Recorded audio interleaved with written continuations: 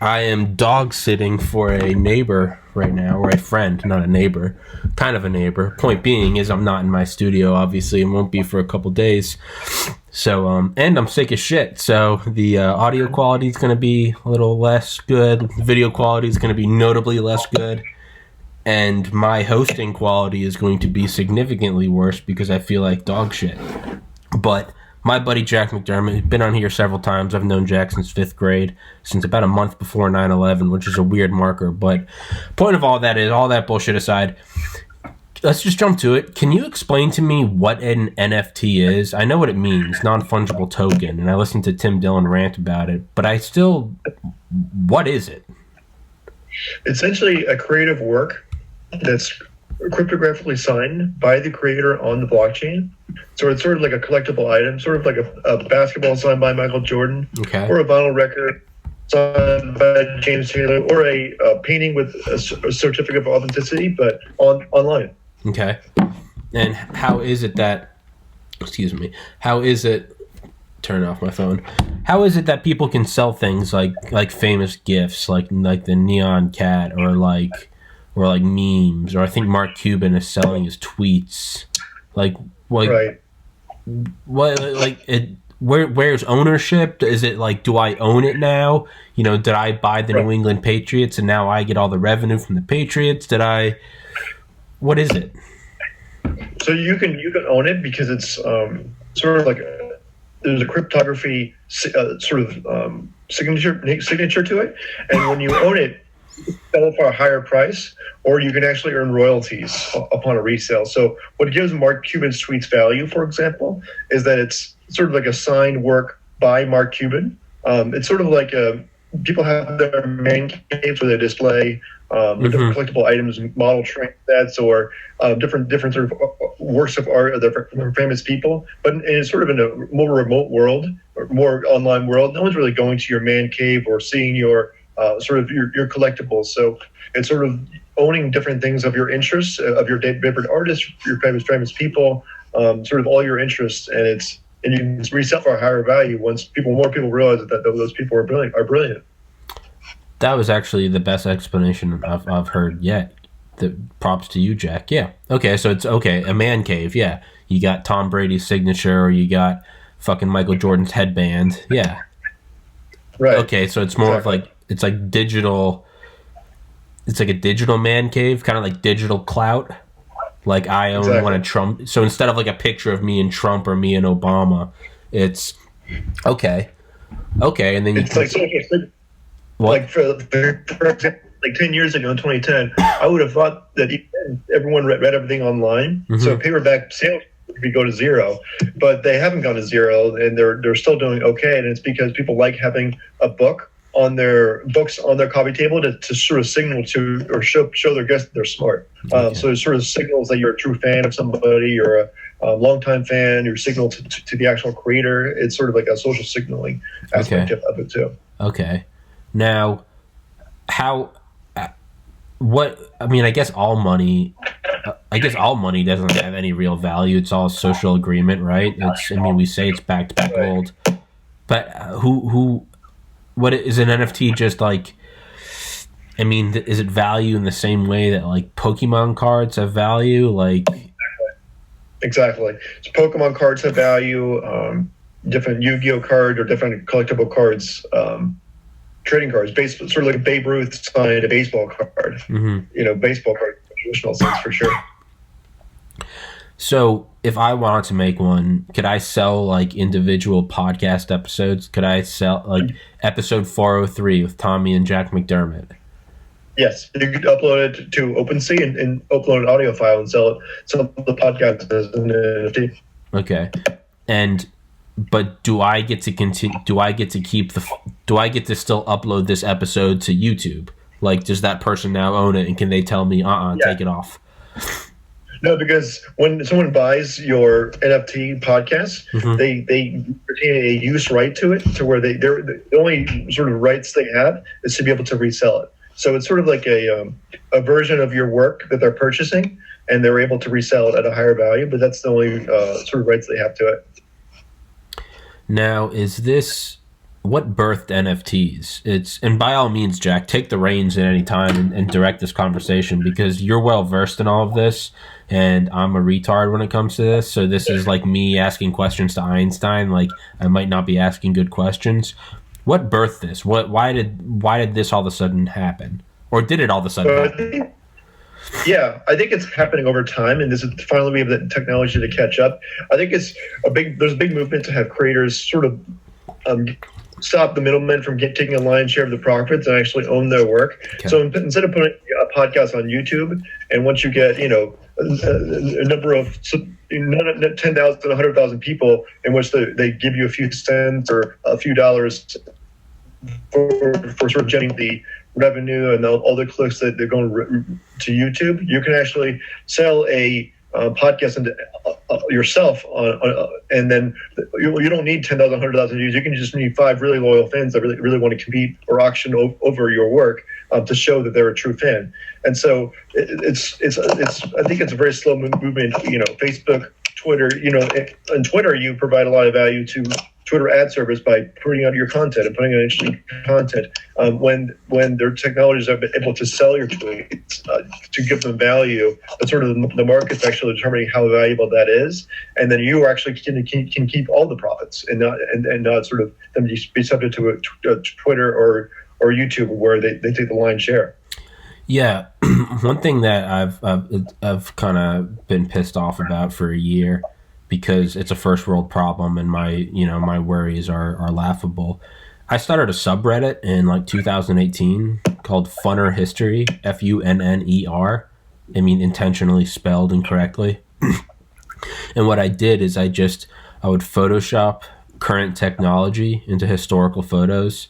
So like an F-14 Tomcat, like going over the Battle of Gettysburg or something, or like George Washington calling in like a Cobra gunship. Just ridiculous shit. A B-2 bomber over Dresden. And just for shits and giggles, and without really trying, no trying, because I would put in like an hour to these Photoshops. Sometimes I'd get really into them, like big like mechs, like MECH, like mechs on like Normandy or D-Day. Point of all of that is I made this subreddit, and right now there's about 20,000 people there, 20,000 subscribers. It's a community. I have since been banned since Reddit permanently, so I don't even get my subreddit anymore. But the point of all of that is I noticed about this time last year, scrolling through Funner History, that there were little banner ads, there were little, just whatever, click here, Geico, auto insurance, whatever, Progressive, or Coke or McDonald's. And I did the math of the CPM per views and then the number of people I had going through there. And it came out that Reddit was making about $400 a day off my original content that I had created, which there's no one to blame but myself. I know, I should have looked at the terms of service. I knew they weren't going to pay me. So that's nobody's fault but my own. The point of that whole rant about Funner History is I feel like that could help the content creator like myself in the future, where Reddit's not going to give me a sweet, an awesome, 100, so what's that, 3,000 or what, 30,000, how much is that a year? 1,000, 30,000, 120,000, who knows? It's over 100,000 a year, right? 400 a day. Would an NFT come into play or be valuable to someone like myself, hypothetically, if I could like sell those individual pieces, like not as art, not on a poster, but like, hey, you can own this piece, right? Like the Hindenburg over like the pyramids or some shit. Exactly. So you can either sell your individual pieces or you can sell sort of a collection of your content. Okay. And so it's sort of the interest that's generated out of that wouldn't necessarily be $400 a day, but it would be people actually wanting to own your content and you actually being able to sell your content directly and not have Reddit take that line share.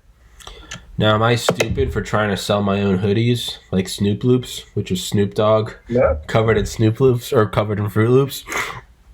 Or, like, should I just be selling, like, the images? Should I just not even be doing, like, physical hoodies? I think both have value. I mean, a hoodie keeps you warm, and then also if but also, if you wanted to, you wanted to show up that you're sort of invested in a bunch of different upcoming artists like yourself, you can also display sort of that content wherever everyone lives most of the time, which is online. So you have like a Snoop Blue verification mark or a Snoop Blue signal, sort of that sort of you purchase that you're TPC supporter, and then you're a true fan. Fuck yeah! So. Now, what keeps can NFTs be sold? Like, is there like a like the whole conundrum of fractional reserve banking? Like, can I be selling multiple NFTs for one thing? Yeah, you could. It depends. You can make as many copies as you want. You need to specify a number of copies to make. I mostly advise people to do one. So sort of a big thing about collectibles is that it's one of a kind. Mm-hmm. But if you have 10 items you want to 10 copies of this you want to give out, or a certain number of copies, you can. But it's up to you as the artist. So, could NFTs be used for money laundering? Like, it seems like I get the whole idea. But the first thing that popped in my head, and I was like, this is a fraud. This is a tax fraud.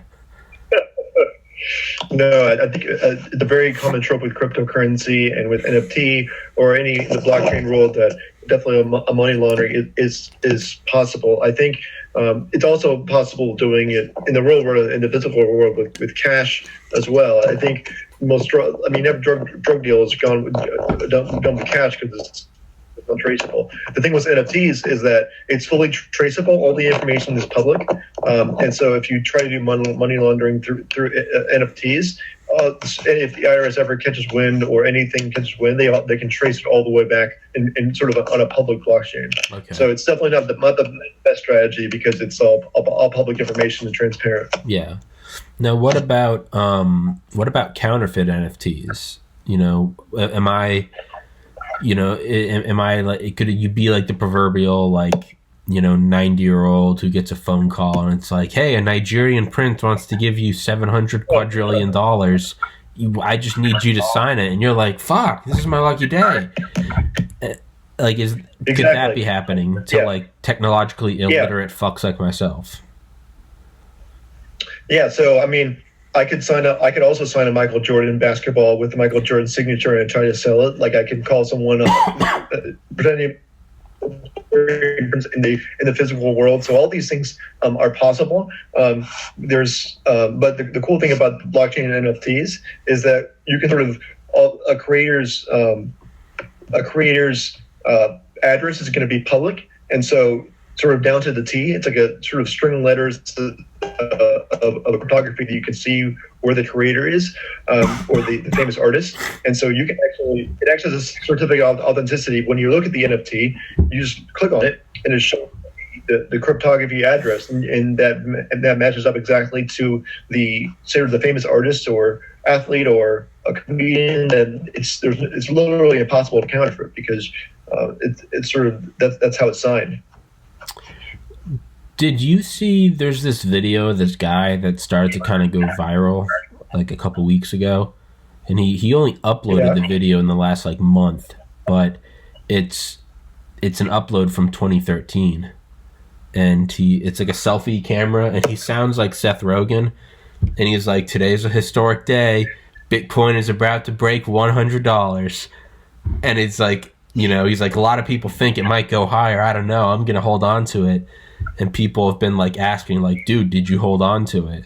And so he uploaded another video a month ago and was like, fuck yeah, I did. He was like, it's kind of weird because I'm rich now, but they're like, what do you do? And he was like, I mine fiat so I can buy more Bitcoin.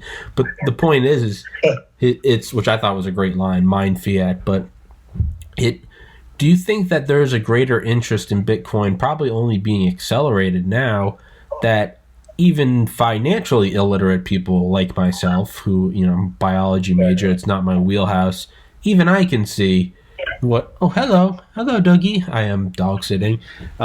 even I can see that, and not in like a political way, but like both Trump and Biden, like we're on 3 stimulus checks now, right? The most recent being 1.9 trillion. Right. Are we devaluing the U.S. dollar at a faster and faster rate? Is there a chance that it might not be the reserve currency?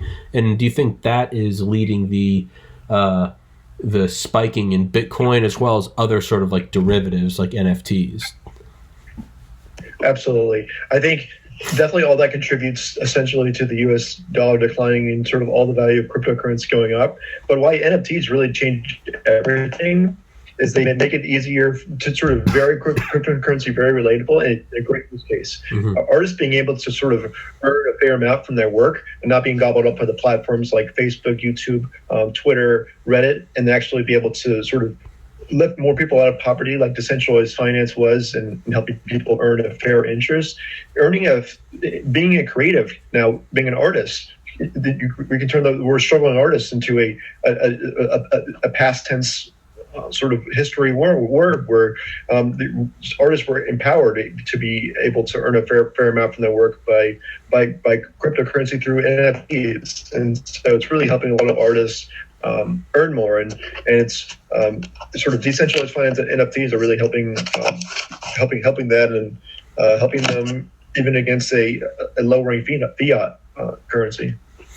Yeah, that's one thing I've been thinking more and more is like when I was pre-med, initially I wanted to be a brain surgeon, and obviously didn't do that, and then decided I wanted to be an anesthesiologist. But the point is my logic was like, this is what I like biology, it's a well-paying job. But it was also from like a security standpoint, it was like, it doesn't even matter what country I live in, like I'll always have a job, I'll be a doctor. China, Russia, America, Mexico, it doesn't matter. Biology, people need help, right? People need surgery, they need whatever. And then kind of on a more kind of on a further extrapolated level, I was looking at things like AI, right?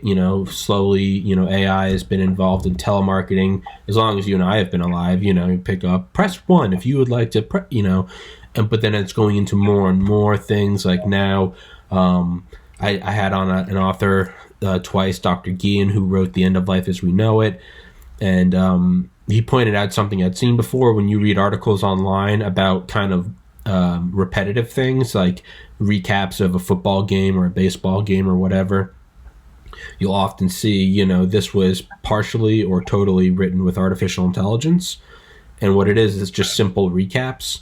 But like AI software can, and this is insane, but I swear this is an accurate statistic, 2,000 articles a second. So there are things like that, right? And then we kind of, the one we all hear, and at least I hear, is the push towards semi truck driving, and then it's going to be cruise ships, it's going to be cargo air, or air cargo is going to AI. I say all that to say, in my mind, I was always like, the last thing that will be converted is being a brain surgeon. And I used to kind of joke, no, I don't think anyone ever really got it, but I used to joke, if my job is replaced by AI, then I won't be worried about unemployment. I'll be worried about the fact that robots have taken over the world. Because if robots can do brain surgery, then that means they can do everything less, in quotations. But I've recently revisited that thought, and maybe I'm just jerking myself off, but I've recently revisited that thought and think that no, it's original content is kind of becoming a currency in a time when you can get bots to do anything. You can get fake followers. You can trend fake things on, Twitter, YouTube. No one really ever trusts the trending, right? It's all paid for. You want your thing to trend. In a time where seemingly everything can be taken over by some sort of cyber entity, even with deep fakes, that's still visual. It seems that like the one authentic thing, probably still brain surgeons, but it seems like the one authentic thing left is original content, be it a musician or an artist or some asshole making podcasts like myself. But yeah, does that make sense? Totally. I think the authenticity, the sort of the online certificate of authenticity that cryptographically signed that NFT gives people is it's definitely a last bastion against them being commoditized, them being a number, them truly sort of being empowered as an artist, not only making money but also just maintaining their individuality and maintaining their on the blockchain, and it's sort of signed by them. So I think that's definitely a sort of big sort of argument for it too. Is it really helps protect people. It sort of helps empower people and protects people from being automated away. Now, what are you doing with this? Because you're involved and you've got several irons in the fire. You're doing right. You got Karma Cryptocurrency. You've got Humanity Capital. You've got and you're working with artists now, correct?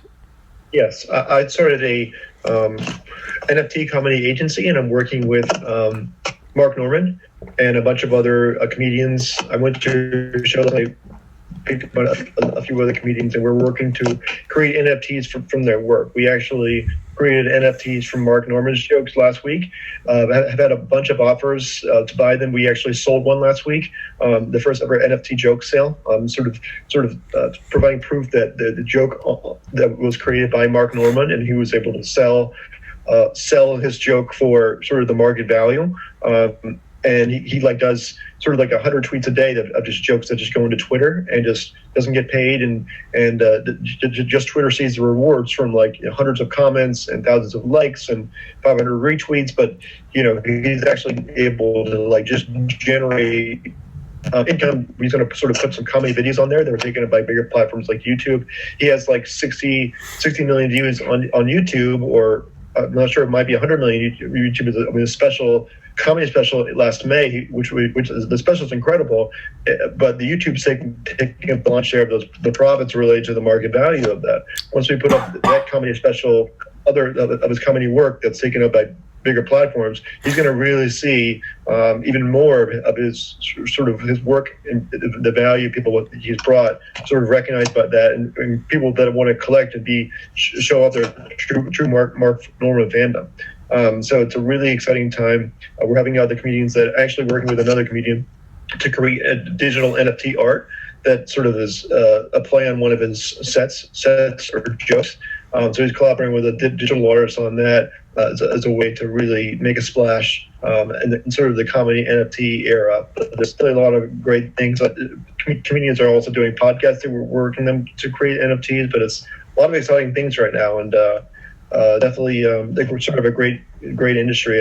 Hannibal Buress actually put out a couple of NFTs a month ago too, and so it's really huge industry that is sort of booming and sort of really taking off right now.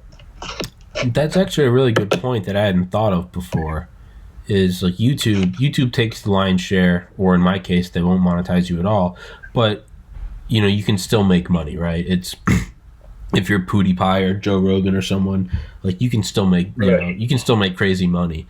But I never thought of, and then there's things like Instagram, right? You can still put the link in my bio, right? Go buy whatever. But yeah, something like Twitter, I think Obama has the most followers. Not that Obama's hurting for money, but if he was, yeah, I mean, he's not seeing a dime of that, right?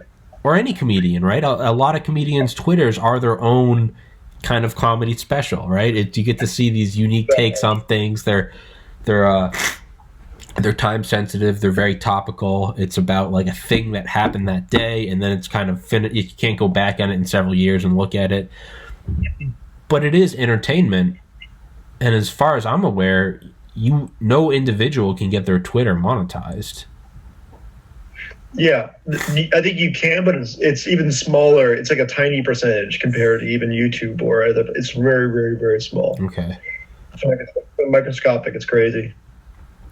And you did work, right? Or at least, at the very least, I know you messaged him because you screenshot it and sent it to me. Jack was in contact with Soulja Boy, which to me was insane. But he was like, you were working on. He was like, how? And you like sent him like an NFT, and he was like, crank that. Which I thought was just badass. Like that screenshot alone is like, so like Jocko Willink, the Navy SEAL, he's been on Joe Rogan several times. He's this super hardcore, just no bullshit. I remember I was at like a really low point in my life several years ago, and I tweeted at him, and I was like, Jocko, thanks for the inspiration. And he tweeted back at me, and he said like, stay strong, Tom. And I was like, so like I screenshotted it and I kept that, and like I still have that. I spoke to the guy. I don't know if you remember the double rainbow video from like 2010. I like messaged that guy, and he like messaged back, and I was like, oh my god, it's the double rainbow guy. But the point is you sent me that screenshot of you and Soldier Boy, and like I was sending that to friends, and I was like, hey, this guy I've had on the podcast like actually DM'd Soldier Boy, and like Soldier Boy messaged him back. Like that had, you know, intrinsic value to me, right? Exactly. Well, yeah. Let me give you another example. Yeah. When I, as you know, I went through brain surgeries and brain cancer. When I got out of surgery and lived and that fall, it was really tough to be back at school. I was sort of hitting a wall. My doctor told me I would be fatigued, and I kind of said I could do it anyway, and it was really tough. But that spring, when all my friends and really the community of my college found out, there was an outpouring of people sending me really just kind words, saying that I inspired them, that I was brave, all these really outpouring of really wonderful words. And I literally printed them out on paper, and when I was studying, feeling down, I would just post them on my study wall, and I would just look up and just have a little bit of self-validation, or a little bit of you remember what I've been through in comparison to what I'm doing now. And so these any collectibles that you do with your NFTs or otherwise, if you screenshotted those replies to you, minted them as NFTs just for you, and just have a place where you have all your collectibles and sort of all organized for when you're feeling a certain way, feeling not inspired on podcast day or something, you just have them for your enjoyment. Really, the value of it is mostly proof of enjoyment, or like sort of proud of ownership. And so there's such an intangible value to collectibles, because it's really innate ownership. That the guy that bought Mark Norman's tweet was just like, he was a huge fan. He was a New York Times best-selling author, and he was like, I appreciate the first ever joke sale, and that's just what he's gonna, people are always looking for different legacies and different things they want to, do in life and have a legacy impact. That could be his legacy. He bought the first ever NFT joke in history.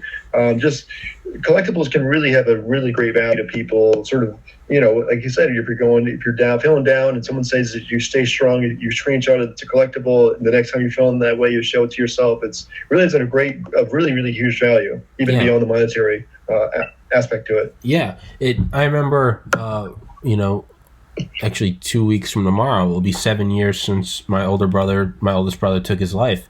And I remember, I was very open and public about, the kind of the pain I was going through. And that was my own kind of, in hindsight, I can see self-therapy, talking about mental illness on Facebook or Instagram, and, the stigma around it. And I tried to really put myself out there to let others kind of feel less, subconscious about it. So I figured it's like, if you make a fool of yourself, it's easier for no one else to make it, It's like, think middle school dance or something. The first guy to just be like, screw it, I'm going to go over and ask one of the girls to, and it kind of breaks the ice and it allows everyone to flip.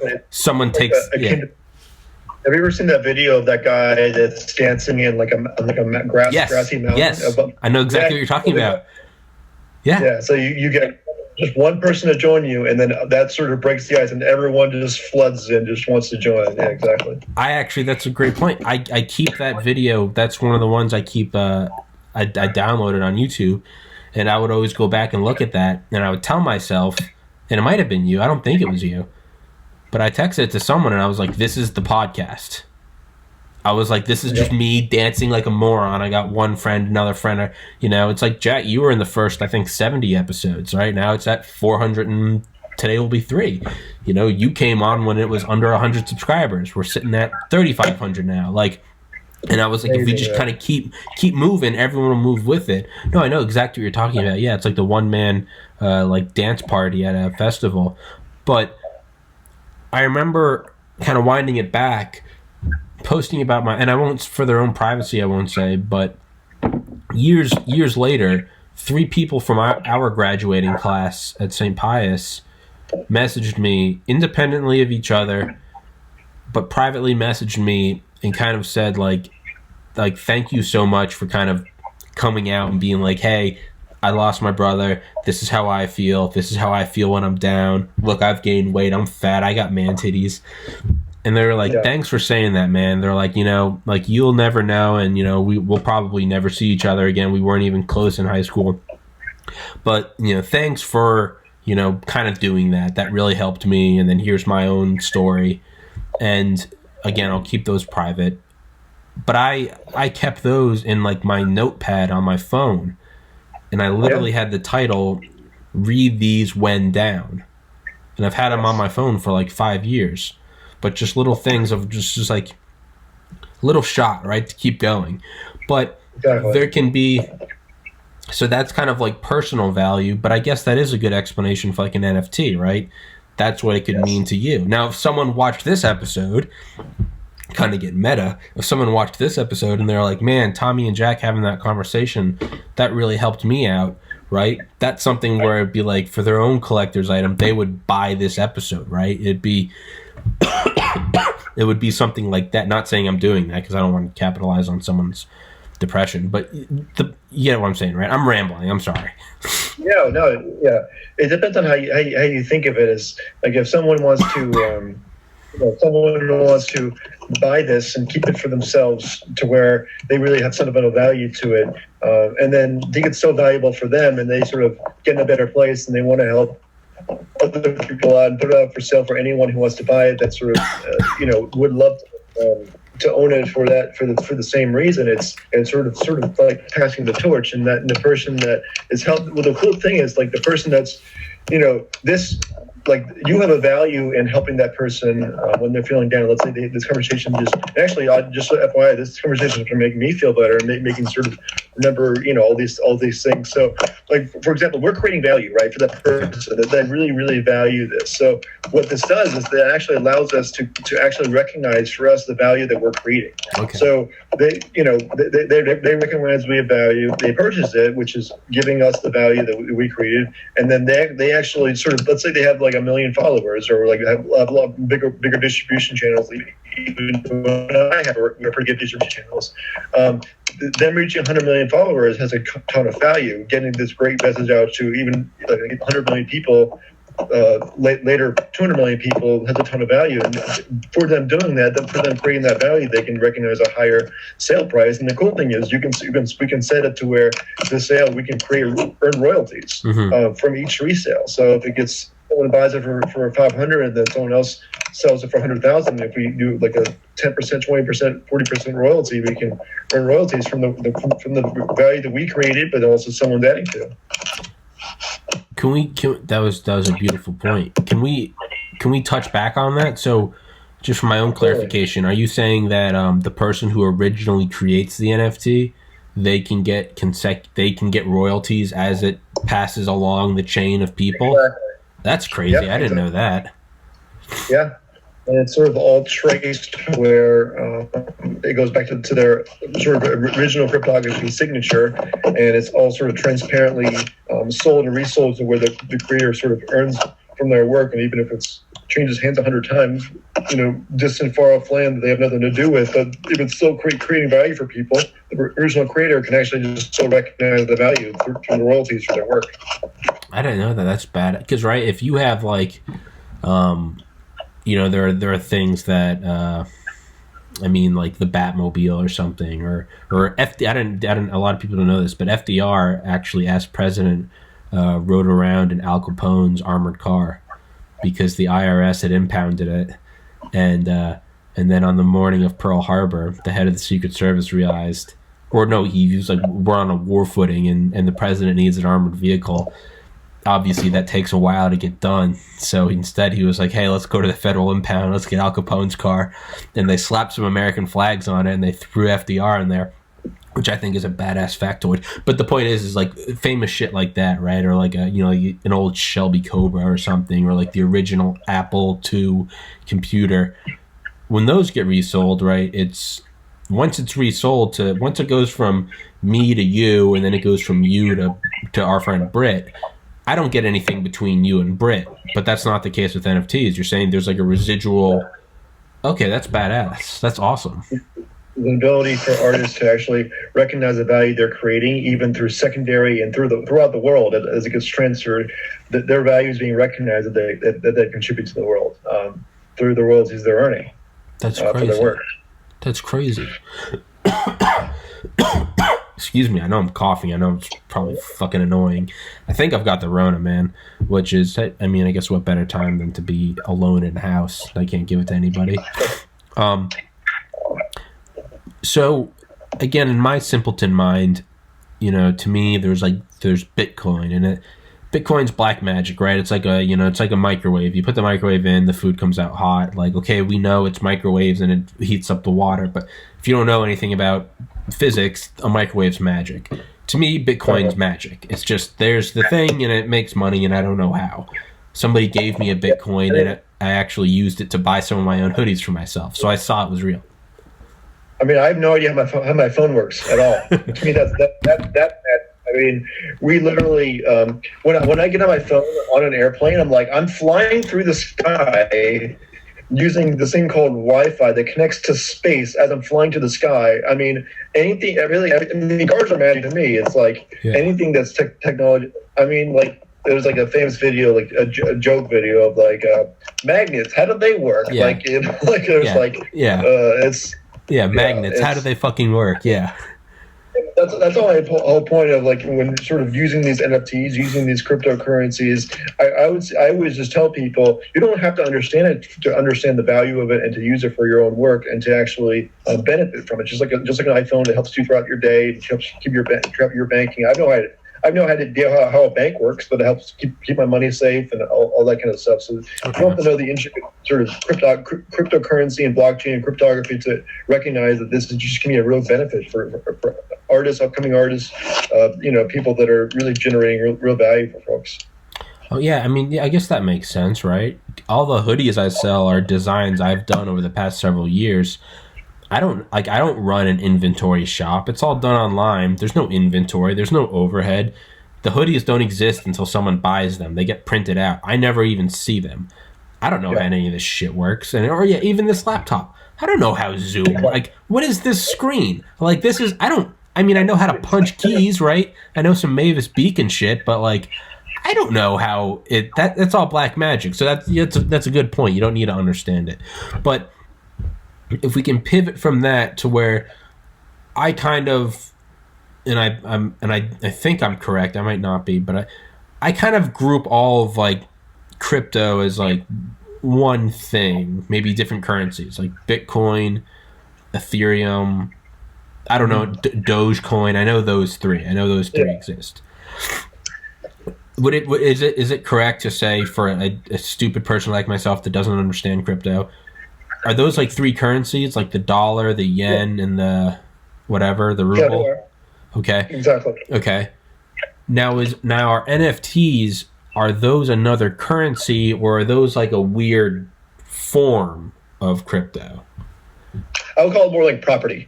Okay. So, like, yeah. So, for example, you could you got a fluid currency. That's why it's called non-fungible. Is that, let's say I could pay you for painting my house and give you a painting that I made, and that you would really like that. But it's not something that someone else is going to value the same way that you value my art. Okay. So, for example, it still could be a payment, but it's just a specific one that you specifically enjoy and that you want. Okay. Yeah, it's kind of like, it's people that own like Hitler's paintings, which on a side note, it's very sad because those are actually, they're not bad. When I first looked them up, in my mind I was like, they're going to be terrible, but people want to own them as historical art pieces, right? Like a bullet might have a value of 25 cents, but if you found out that was the bullet fired at Lexington and Concord, or that's the one that killed Abe Lincoln or MLK or JFK or RFK, all of a sudden it takes on more value. When I first looked up Hitler's paintings like 10 years ago, I was like, they're going to be terrible, but what they are is they're going to have value. And I actually looked at them, and they're not half bad, like objectively. And that's kind of sad because that went one way. That zigged when it could have zagged. But point is that something that kind of has value to, I guess history buffs.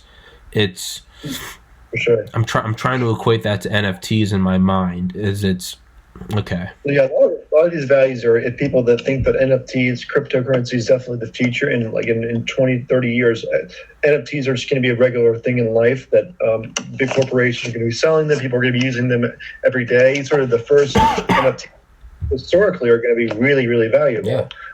And so that definitely has that historical aspect of it to it too. So that is crazy because the first NFTs, because like there are NFTs now of like, kind of legendary memes, right? Like Numa or Neon Cat or Badger. Yeah. The new one.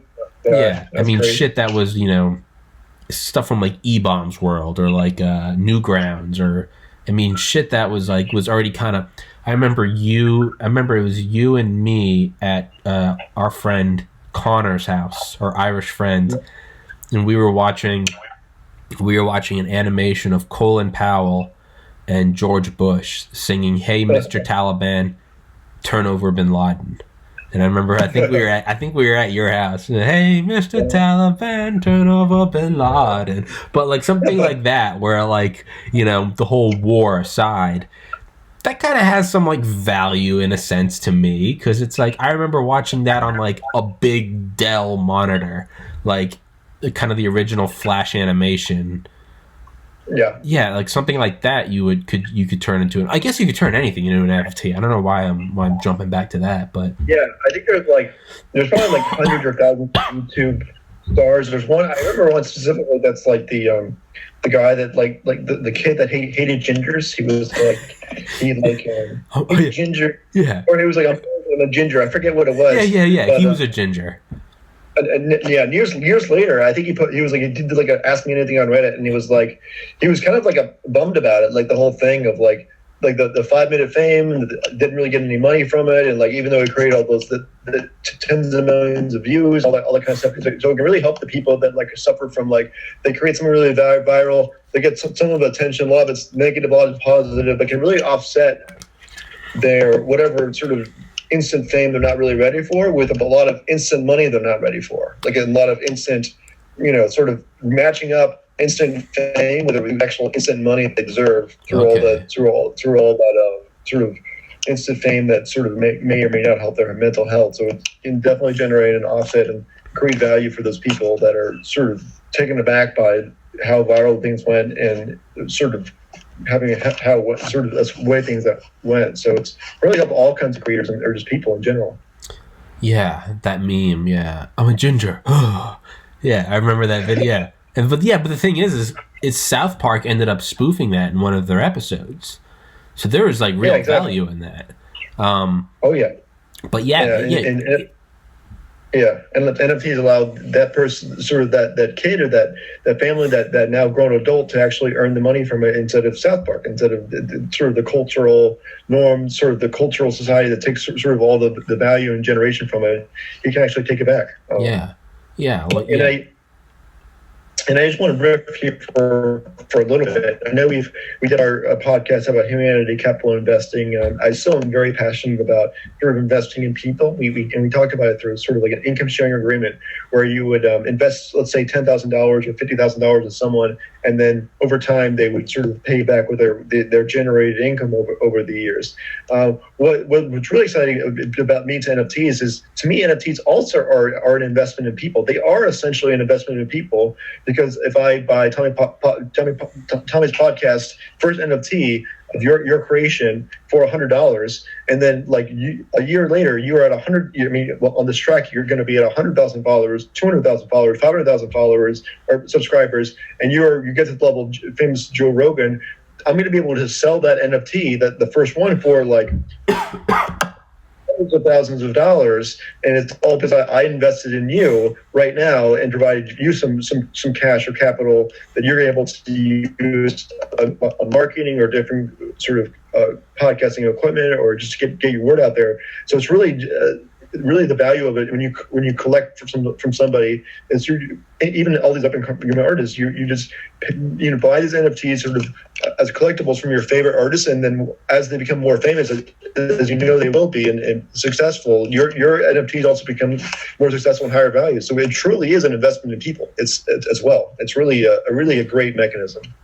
Yeah, I'm just thinking about what you said, and my mind's still kind of stuck on the meme, the ginger meme, is yeah, there's real value, because I'm pretty sure Bad Luck Brian, like, do you remember that meme? That was like, I think we were in college.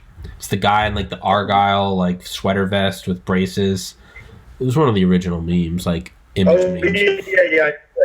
Yeah, Bad Luck Brian. He sold that as an NFT. And, yeah, amazing. Yeah. So it's like, it's probably real money from it. Yeah, that's what I mean. Or like Charlie at the dentist, or you bit my finger, like, yeah, exactly. There are real values from that, to where the person who did the thing in the real world, it's kind of like, the historical or the stereotype or archetype, whatever you want to call it. But the idea of like kind of the evil record company that signs the up and coming artist out of the ghetto, and he made it, and then years down the road, let's say he's as popular as a 50 Cent or a Lil Wayne, but the reality is he only got 20% of all revenue, and it's like, man, these big companies are kind of poaching on these guys, and then something comes along to where like you don't need a middleman, you can just upload to your YouTube, or you can go up on Spotify. So Kanye West has wrote so much literature about this. On September, October of 2020, he wrote a paper about how contracts are just the worst as far as record labels. And you get these guys that are not well educated, they're really talented artists, either in the hood coming up and didn't have access sort of to systemic racism or different stuff, and they get into these contracts with these record labels that they act as the middlemen, but they take the lion's share of the profits. I mean, Kanye's whole song "New Slaves" is about this: is that when you enter into a contract with these record labels, you're enslaving yourself to them, and you're choosing to enslave yourself to them. I mean, Kanye was a huge inspiration to me, and sort of like doing NFTs instead of going to middlemen to take care of everything for you and take the lion's share of your profits is breaking the chains. And it truly is a way to sort of take back your ownership of your rights. And you can choose to actually not let all these platforms take all this ownership. And I make it for saying this, like, when Kanye was saying that's what he was saying. Like, at this point, enslaving yourself to those is a choice. Like, you cannot sign those contracts. You can sell your NFTs as an artist. You can own what you work. You can earn royalties. You can actually empower yourself. And that's a choice you can make as an artist. And it can really empower you in tons of different ways. Kanye's rapped about this. I mean, even since his beginning albums, All Falls Down, when he talks about Jordans and Bentleys, and sort of talks about how the white men get paid off of all of that. Sort of the white men really get paid off of all of that, and you're really doing the work. So even from his first album of All Falls Down, all the way through Yeezus and New Slaves and beyond, he has talked about how we can actually unshackle ourselves from the middleman, from the people that take the lion's share of profits and do essentially no work or no creative work at all. He actually put out something, just a tweet that I have saved. Probably will turn it into an NFT myself, waiting for him to do so, but I can also just do it as a fan. That just says artists are founders. Artists are founders. They are founders. They are the creators. They are the owners of their work. And so it truly is a sort of really a revolutionary. That's why I say NFTs change everything. It's a revolutionary product that allows artists to empower themselves, deshackle themselves from the middleman, to take the lion's share of the profits and just be incredibly successful and generate the value they actually earn, the value they actually generate in society. Jack, your intellect never ceases to amaze me, and I'm not kissing your ass. I came into this with kind of I had only ever heard of NFTs through Tim Dillon a couple weeks ago, and I kind of came out of there, I was like, oh, these things are just, it's bullshit. But in 50 minutes on the nose, in 49 minutes and 32 seconds, you've actually convinced me that these actually have value. Yeah, no, there's a legitimate thing. You're taking out the middleman, right? You don't need to pay off someone that had nothing to do with your hard work, your success, your ingenuity, holy shit. And I know we're wrapping up, but I just want to add this last part of like when Kanye West sort of went crazy on TMZ, and if you watch the whole video, he's also just talking about the headlines were captured of him saying slavery was a choice like 400 years ago. Mm-hmm. So he actually never said the word was. He said it's been 400 years. At this point, slavery is a choice, and we have a choice as artists to be able to actually unshackle ourselves from YouTube, from Reddit, from Facebook, taking all these profits, generate NFTs ourselves, become our own masters, and just earn royalties and create the value. And so, at this point, it is a choice, and it's a choice that a lot of artists are making to generate wealth for themselves, generate generational wealth for themselves, not by the CEOs, these big trust fund babies that went from these big corporations ever since Rockefeller. The Rockefeller days, the new generation of wealth will be incredible artists that actually creating generational wealth for their families through the value that they create through work. That's incredible, yeah. And even that, I mean, I never knew that was the real Kanye. I always thought it was slavery was a choice, and I thought Kanye. I'm like, that's just. He said at 400 years, it's been 400 years, and we still in it. At this point, slavery is a choice. And he was talking about new slaves. In 2016 talks about how we're enslaving ourselves to these corporations, to these middlemen that are the lyrics are like, they throw on contracts to us, can't read, like all this, like, we can't read, we can't like do all this, like we don't know, we're not lawyers, we're artists. Yeah. Like why would you be doing this in order to trick us and enslave us? And so that's sort of what he's been referencing his entire career. Even from the beginning, it all falls down when he said a white man gets paid off of all of that, of all of our creations. Like that's sort of, and it's a real revolution happening in our culture and in NFTs, and it's been a long time coming. But we finally have a technology that allows us to unshackle us and to earn the value and become our own masters and create wealth for generational wealth for our families. Yeah, that's fucking incredible. I love it. I was gonna say, the not understanding the contracts. Yeah, right. That's like us buying Manhattan from the Indians for like a couple, or from whoever. It was like some whatever, like wampum shells. Yeah. Taking advantage of people. And it's like, no, you instead of taking advantage of artists, the artists can actually take advantage of the fact that their work is valuable. Jesus. Jack, your intellect is astounding, and I'm sorry I coughed so much this episode. I feel like shit. What are, in the final couple minutes, where can everybody, I always put the links in the description anyway, but where can everybody find you, and what's on the immediate horizon for you? Sure. You can just find me at twitter.com/JackMcDermott1. Immediate horizon for me is booking more comics to create comedy NFTs, working with Mark Norman and 2 or 3 other really famous ones right now that want to just be kept, names keep be kept private, going to more shows. Actually, I just got off the show with Judah Friedlander from 30 Rock. He had a bunch of other comics that I talked to Judah. He was doing crowdplay, and I told him about NFTs, and he was really, really psyched about it, and a few other people that were psyched. Just generating more value for these communities that they've been putting in for so many years that really are it's valuable for people. Fuck yeah, Jack. Jack, as always, I love you, brother. Thanks for coming on here, man. And don't be a stranger. Let's do another one.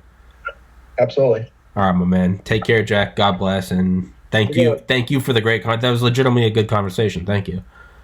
That was great. I love coming on. Fuck yeah, man. All right, Jack. Take care, buddy. Have a good one. You too, bud.